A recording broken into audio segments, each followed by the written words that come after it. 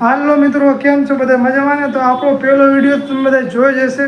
તો આજ આપણો બીજો વિડીયો થયો છે અને બીજો દિવસ છે. તો ભાઈ સાંજના 7 વાગી ગયા, તમે જોઈ લો, અંધારા જેવું થઈ ગયું હોય.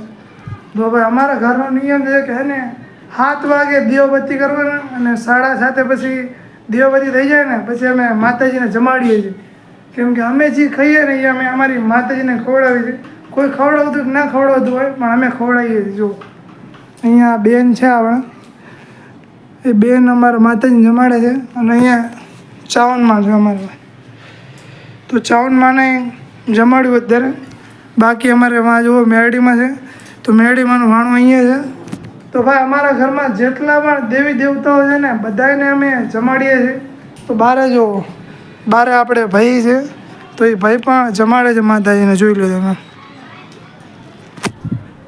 તો ભાઈ કોઈ જમાડતું કે ના જમાડતું હોય પણ અમારા ઘરમાં રિવાજ છે કે જેટલા આપણે દેવી દેવતાઓને પૂજતા હોય માનતા હોય એ બધાને જમાડવા.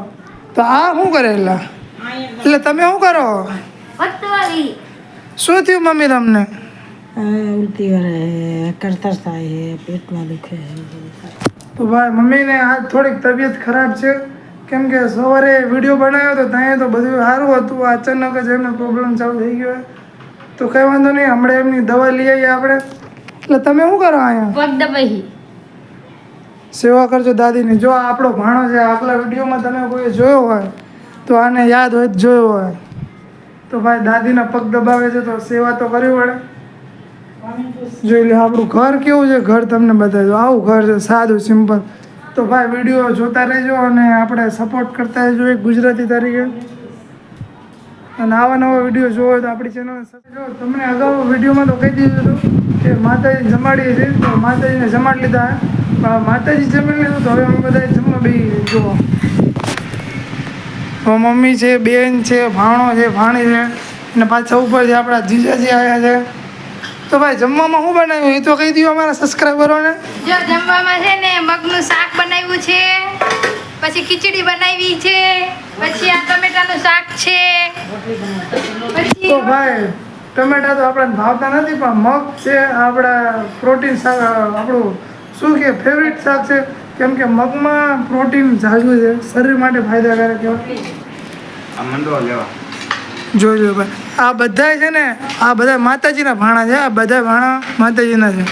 હવે એને છે ને ભેગા કરીને હવે બધા ખાઈ લેવું.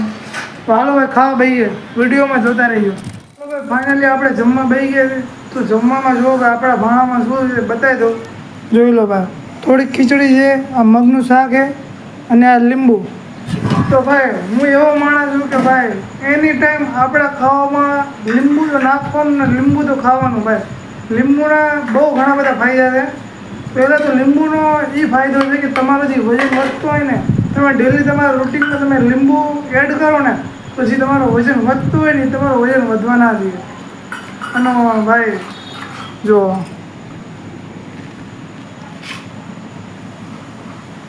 તો ભાઈ આજના વિડીયોમાં બસ આટલું જ. હવે જમી લઈએ, જમીન પછી કામ ધંધે જવાનું છે. કેમ કે ભાઈ આપણી નાઇટ શિફ્ટ ચાલુ છે અને ઓલરેડી 8 વાગી ગયા. હાલો તો ભાઈ રસ્તામાં મળીએ. હવે તમે જમી લો, તમારે જમવાનું બાકી હોય 8 વાગી ગયા.